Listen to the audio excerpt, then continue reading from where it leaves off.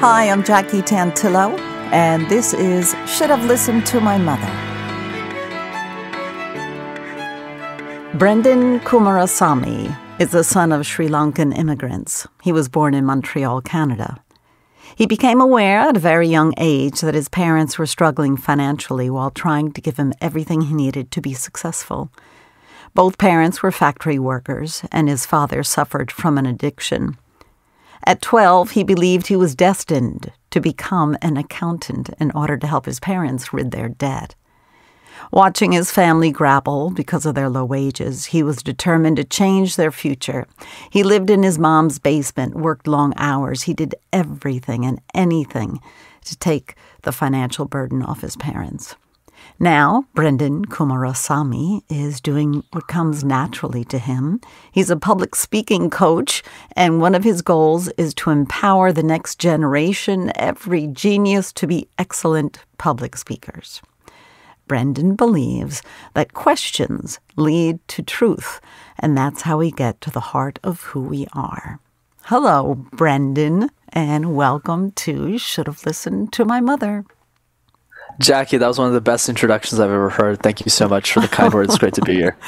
I've been watching your videos, and I just want to throw this out there in the beginning. Brenden has a YouTube master channel called MasterTalk, and you give away a ton of free speaking tips, but you can also go to rockstarcommunicator.com and sign up for more. And I mean, I've been doing this radio talk thing since I was 18, so I know that it is hard and it doesn't come naturally.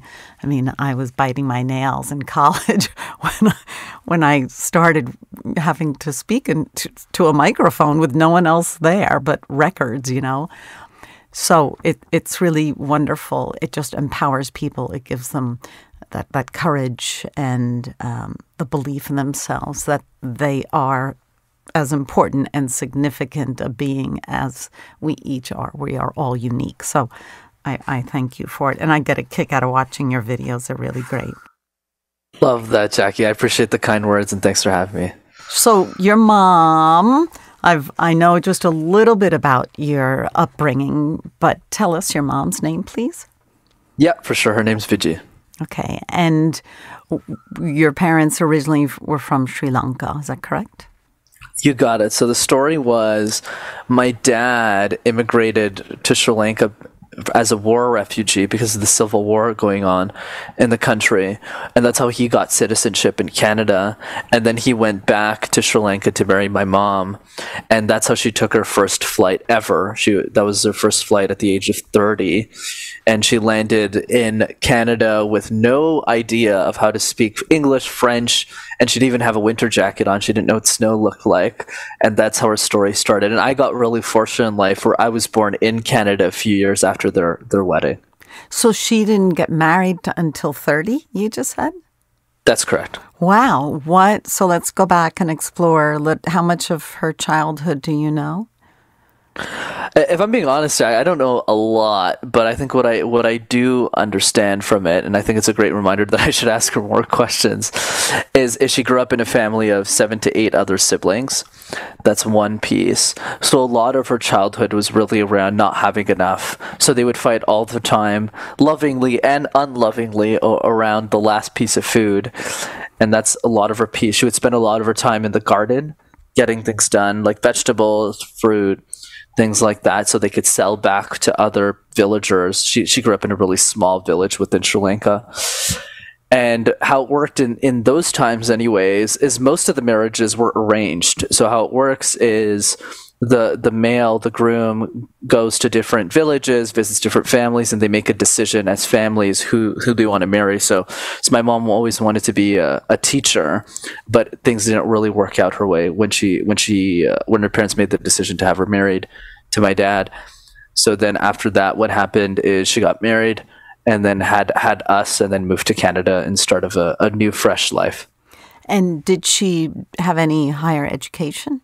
Or was she domesticated? You got it, domesticated. So in my case, I'm the first person in my family to actually have a university degree. So everyone before me, whether it was my dad, my mom, and the generations before me, they never went to higher ed. So they always stopped at high school. And where in the line of the 7, 8 kids was she? Do you have any idea? She was the youngest. Oh, excellent. I'm the youngest. Yeah. That's cool. You learn a lot. It's like that was her education. I learned a lot by keeping my mouth shut and listening. Wow. So she's the youngest. That's very cool. And what was your grandparents' means of income? Do you have any idea? For sure. So my grandparents on my dad's side, one of them worked at a store, like a small shop in Sri Lanka, and the mom was a stay-at-home. In terms of my mom's side, I actually don't know what my mom's dad did because I never saw him. He died before I was born. So I actually never really asked much about him. And the mom was a stay-at-home as well. Wow. So did she want to marry your father? I mean, obviously, this is all just looking back in the past, right? As a 30-year-old, did she aspire to eventually getting married? I think a good way of answering this question, Jackie, it's a fascinating one. So in Western society, right, where we both live, marriage is based on the idea of love, right, which is when you really love somebody and you meet them, which is the belief I have today, of course, having grown up in a country like Canada. That's the mindset, right? It's, okay, do I really love this person? Can I spend? You ask a lot of questions. That's how it works in India and Sri Lanka, at least in the previous generation. Things have changed a lot since then. But I'm not sure if it's for the good or for the worse, to be honest. But the idea is marriage is more something you need to do. It's like a part of how you live life. Children is just something you need to have. So you don't really have much of a choice in the matter. I don't think she wasn't forced into marrying my dad by any means, but she was definitely heavily persuaded to marry somebody. That was definitely one of the pieces. And then I believe she ultimately chose my dad. But it was mostly the father's side. They mostly make the decision of who gets married to who. And did she have other suitors? Do you know? To be honest, I don't really know. You have a lot of questions to ask. Yeah, you're a much better daughter to my mom than I would be a better son. My goodness, because you know why I don't know any of these answers. It's not because I'm trying to hide anything, Jackie. These are really awkward questions to ask in my culture. You know what I mean? Like to a parent, like you could ask me that, but I meant to my mom. It's a really odd question because I'll give an example, like how in Western society when somebody gets divorced or when a significant other dies, they want to look for another partner, which I think is perfectly fine because you don't want to live alone for the rest of your life. You want to find that partnership, right? Mm-hmm. But in India or Sri Lanka, that's completely taboo. So once you marry somebody, like that's the person. Like my father died in 2019. So after that, like my mom would never entertain another relationship. So for me to ask questions like, did you have any other suitors or thing would actually be offensive to her. I think that's why I've never asked her that question. It's actually never come up in my life until you've asked me. So I'm learning a lot from listening to you, actually. Because just for the record, I'm not that conservative. Because obviously I'm just very respectful of my mom's upbringing, so I don't really ask for questions on that. Cultural traditions. Yeah. But maybe I should, though. I think it's a good point, though. Well, it's part of who you are, really. I mean, you know it's my goodness, how many times I wish there's so many questions I would have loved to have asked my parents, and I got to spend a lot of time with them. But it's up to you because if you eventually have a family, your children might ask these questions. Who knows? If it's offensive, you think, then none of my business to make you do anything, right? It's a good lesson, though. Maybe I should ask her. I wonder how she feels because I still live with her. She's upstairs, right? Yeah. So. But it's interesting just to find out what kind of a person she was because, again, the questions that we never got to ask or we didn't ask our parents to really find out who we know them as a mom or a dad, right? And they're either on a pedestal or they're not. But as to who they really are, that's the really interesting stuff. That's what makes the relationship more. So I always like to ask these kind of questions. It's fascinating. Yeah, it is. It's exactly right. It is fascinating. Okay, so your mom, your dad are here. They come to Montreal. He was here previously, correct? Yeah, you got it. So my dad had immigrated in the early 90s, and then she came after as a sponsor, and then they both moved together to Montreal. What were they doing? They were working in a factory, I've heard you say. You got it. 100%. So how it worked in the early days, so my dad was the only person working at the time. And then when we had our second kid, so my little sister, when Nalani was born, then the expenses of the house started to go up a little bit. So my mom had to go to work at that point to kind of pay off the bills. So she had held multiple roles. Like sometimes she was at Mega Blocks, which is like kind of like Legos, but bigger. So she was a factory worker there. Then she worked at Canada Goose as like a seamstress. That's one role as well that she's had. And now she's retired. So I've retired her at this point.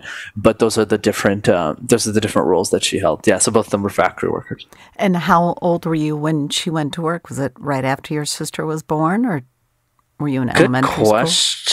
Good question. Let me think about that. I think I was probably 6 or 7 years old. I'm ballparking though. She probably started working again in 2003, 2004. So at that point, I'm probably 7 years old, and she worked until the pandemic, and we retired her during the pandemic, which was 2020. Yeah, that's why I live with her, so I don't have to pay 2 mortgages down. And who watched you while both your parents were working? Or were their schedules opposites or something so they could get you guys out to school and everything? Yeah, so if I remember correctly, yeah, definitely my dad was the person picking me up, but there wasn't really a daycare back then because how it worked, which obviously you shouldn't say too much publicly, but I mean we're all older now, so it doesn't matter. Well, an immigrant family is, Jackie, there's a lot of responsibilities given back to the child, even if they're 8 years old. So when I was younger, my parents would never pick me up from school because my school is walking distance, even if there's nobody home. So I would just walk back home, open the door, and lock it. So that's how we would run it. So there's a lot more independence because they had to spend a lot of time just paying the bills, and we didn't find that to be too challenging because the city that I live in is relatively safe. So I've been doing that since I was 6. I mean, not 6, since I was 8 or 9 years old. Right. So that's the way we've always done it. Yeah. So like a latchkey kid. The kids have a key. They go from school to home. They lock the door until someone gets home. That's great because you had to learn a lot. And then did you take care of your younger sister? Yep. Yeah, I did. Thankfully. Thankfully for the family, I did. Yeah, good. Tutoring her, helping her with her grades, and all the fun stuff. She's almost finished university now. Okay. So your mom was working, and there were some issues. Does your dad's addiction, I believe I've heard you say he had an addiction. That's correct. He was an alcoholic. So what had happened was probably when I was 8 or 10 years old, he started really getting into his addiction in a really heavy way.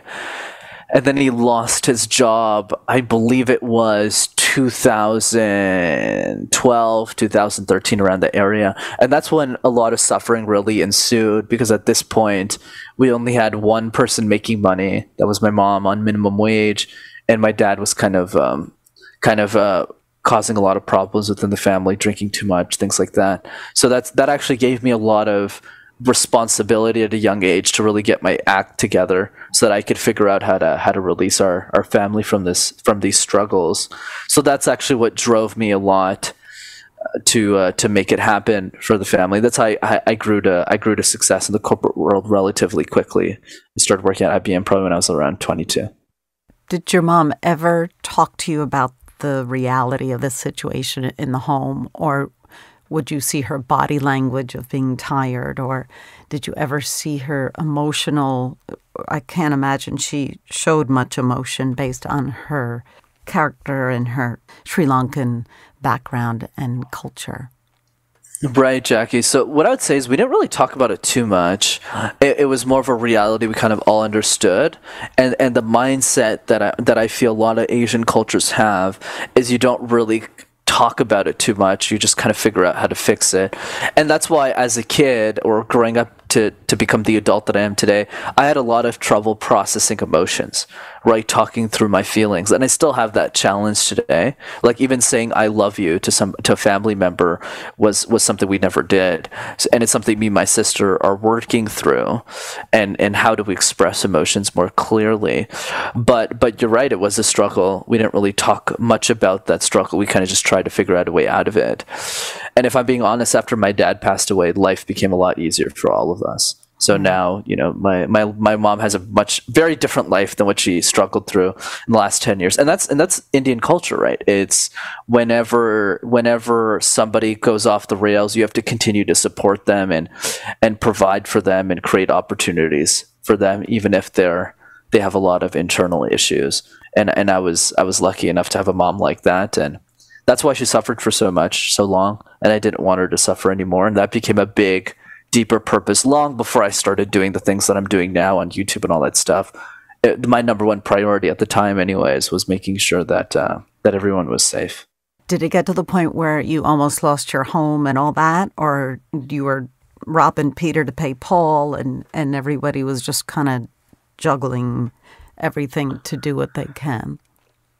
It almost happened once, but we got lucky because an uncle kind of backlogged some of the money, so we were okay. That was probably when I was 13, 14 years old, but I was able to figure it out fast enough because basically what had happened was we used the funds that my parents had saved up for my education to just fund some of the missing bills that we weren't able to pay off. And because I went to business school, I was able to get a lot of paid internships. So I was able to backstop the cash that I needed. But I almost went to zero. It's pretty close. But and I took out a student loan at a really low interest rate with the bank. So I was able to pull through. So you pulled strings. You got creative, as they say. And I would imagine culturally there was never anything to go with you should go to AA or things like that, because there is help for anybody with any kind of addiction, right? We openly want to express that. But was that anything that your father attempted to get well, or it was not even discussed? Yeah, there was one moment where he tried it for like 30 days. Like there was like a 30-day mandatory rehab before they fired him from work. It didn't work too well though. Okay, so you see your mom. You guys kind of a low point in your lives, right? As kids, maybe you don't really get all of it, but it seems like you clearly knew because you were driven to do really well in school, and you thought you wanted to be an accountant, right, to help to ease this pain.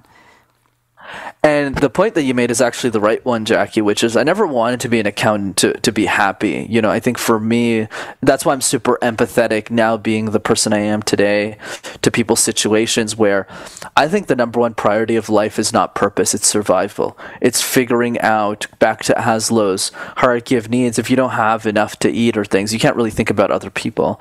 And I'm a big believer of that. So when I made the decision to be an accountant, I mostly went with my gifts. Like, what am I really, really good at that will give me the most secure positioning in society? And that ultimately went with accounting. And it's only after I started making money as an accountant and then later as a technology consultant that I was able to shift into my purpose and doing something I really love. But I felt that first step was absolutely necessary to get to the person I am today. Is your mom have a business savvy? Is she a numbers gal? I wouldn't say so. She's more of an artist. She's a great cook. She's a great gardener. She's very good at those types of things. And knitting, those are some of her talents. And she's also a very caring person. That's what she was good at. I'm actually that's why I actually never wanted to be a business owner, Jackie, because I was very allergic to business because everyone before me who had tried business in my family had failed miserably. I was pretty much forced into it because I loved what I was doing so much that I was able to make the business work. But before me, there wasn't any great number savvy or businesses. I'm not that great either, but a lot of room to grow. But I was able to make it happen for sure. So who's a family role model for you? My mom, in many ways, is my family role model. Besides her, I didn't really have that many role models. Besides maybe my little sister, on how to lead with more kindness in the world. Because I didn't have a lot of kindness when I was younger. I led with a lot of rage and anger, and I still have some of that today. And it's something I'm still working through, because I always had a lot of hatred towards my dad and whatnot. But I think for me, my mom has been a massive inspiration for me. I'll give you a fun example. When I call this the $10 story that I always like to tell. So when I was 10 years old, I'm standing in front of a bus stop, Jackie, and I find a $10 bill on the floor. And I pick it up and I go, oh my God, $10 feels like $10,000. It's like I could buy all the candy in the world. And then I go back to my mom and I say, hey, I found this $10 bill on the floor. And her first thought immediately is this somebody else's $10? This is somebody who doesn't have a lot of money, right? But her first instinct is this somebody else's? And obviously it is somebody else's, but that person wasn't in sight. So I said, yeah, but it's mine. And then she looked at me and she told me a story about how she found money on the floor once. It's probably 20 years ago, while it was snowing outside, and it was a $20 bill. And then she told me very nonchalantly how she used that money to feed a family who couldn't eat that day, her friend's family. But she said it in such a way that was so normal that it reminded me that even if we don't have a lot, we have a lot more than a lot of other people do, and to always be generous and to lead with that generosity. And that became a beacon of light for me when I got out of survival mode later in my life and I started focusing on the bigger picture of what I could do to serve the world. It was her words and her actions that have left this imprint in you? Absolutely. I always like to tell people that kids will never listen to what their parents tell them to do, but they'll always be how their parents are being. So what that means is they'll always do or copy the actions that parents do, instead of just listening to the words that come out of their mouths. So it wasn't the fact that my mom told me that story. She wasn't trying to teach me a lesson. I actually told her this story 10 years later, and we always laugh about it because she always told me, like, wait, that's what you got from me? Like, I never meant that as a lesson. Oh, that's so great. So it's just the way that my parents are being. I just ultimately adopted the same set of core values without even wanting to be honest. But I later was super grateful for that, for sure. Can you share, do you have another story that comes to mind? Because I know you have a lot of stories, but is there something else that comes to mind that gives us a picture of your mom and her heart? I would say that's the most important one. The other is not really a story. I think it's more just statements, which is there's not a lot of people who would stick to a significant other who has that addiction and still take care of them and still see them as the person that they married. And my mom's resilience is something I've always admired. And I'm not saying that was the right thing to do or the wrong thing to do. And I don't think that's the point I'm trying to drive here. I think it's more the fact of what is the definition of love. And I think the definition of love is to which extent are you willing to protect the person that you care the most about, even if it means that they might have challenges or do things you don't necessarily agree with. And I've always brought that mindset into the work that I do, into the people that we serve. So that's a big piece. So I think for me, the two lessons that I got from her, and I'm lucky she's still around me, so there's still a lot more lessons to go, is generosity and resilience. And no matter how much I struggled in my life, and I definitely had my share of struggles, they don't even come in comparison to what my mom has done. So it always reminds me to keep pushing. So was it, you mentioned the love, was it the love that she was trying to protect you and your sister, or she loved your dad and was hoping, or this was her role as a wife and a mother to keep the family together? I think the answer is all of the above. All of the above. Admirable. Admiration. Probably more the second piece, but definitely all of the above, for sure. Wow, she sounds amazing. Vijay, I got to meet you. Yeah, divorce is not really something that people in our communities even think to do, right? So you can, she told me this all the time. She says, look, if one of the players of the game starts to fall out of the field, you still have to keep playing the game. I'm rephrasing what she said, but that was always her perspective, and I've always admired that, because I don't think that's something I would be able to do.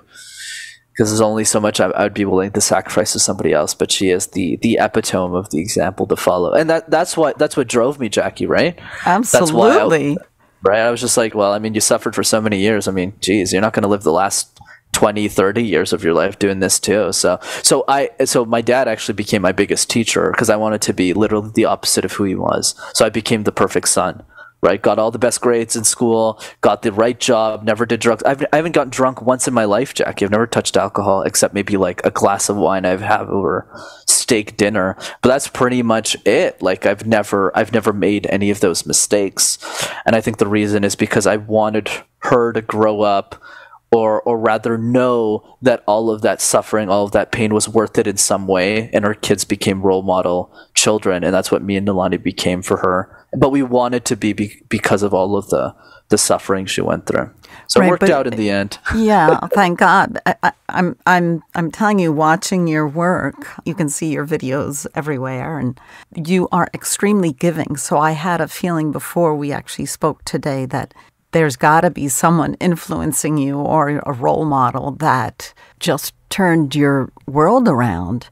I know you didn't get the physical hugs or the I love yous as much, but you saw the actions, and that is that's huge that you and your sister picked up on it.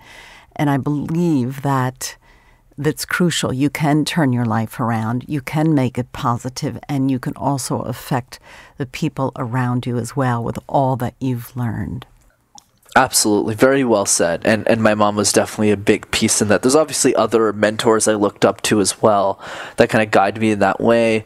But definitely my mom was the biggest piece to showing up with kindness and being able to deliver content and information in a way that even if somebody can't afford me, they can still walk out of that conversation, that interaction better off. Wow. What a wonderful conversation, Brenden. I want to just take a couple of minutes to make sure that people know how to find you. I've mentioned your YouTube master channel, MasterTalk, and rockstarcommunicator.com.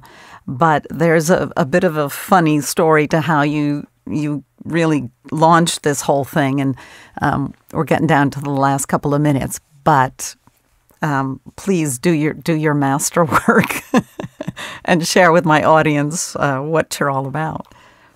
For sure, Jackie. You know, what had happened when I went to college is I had an idea for a YouTube channel called MasterTalk because I felt that a lot of the information I was teaching a lot of the students when I used to compete in presentations in college didn't really have access to those free resources. So now that I started transitioning from the financial challenges I had as a kid, and I was starting to get really good jobs. I landed a great job at IBM post-university. I didn't have to worry about money anymore. So I started asking myself, what's the bigger picture of life? Because the groceries weren't as expensive as my mom told me they were when I started doing the math. And luckily, I was a numbers guy. So I figured that out pretty quickly, paid off her family debt probably like in 12 to 18 months of starting to work. So now the next question became, okay, what should I do with my life? Should I just work at this company for 20 years, 30 years, 40 years, or do something bigger? And that's when MasterTalk came to be. And I just started making videos in my mom's basement, frankly, about communication tips, not thinking it would go anywhere.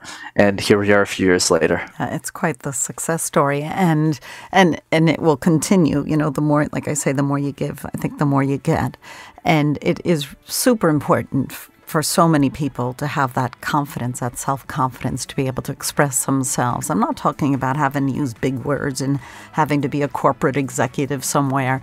It's just a matter of that confidence of how you present to others. And it really can be fun. It really can be fun. So I know it's a big help to a lot of people out there. Absolutely. Thanks so much for the kind words. Really appreciate it. Brenden Kumarasamy, thank you for joining us on Should Have Listened to My Mother. Jackie, the pleasure was absolutely mine. Thanks for having me on. And say hi to Vigi. Absolutely. We will be back next week with another episode of Should Have Listened to My Mother.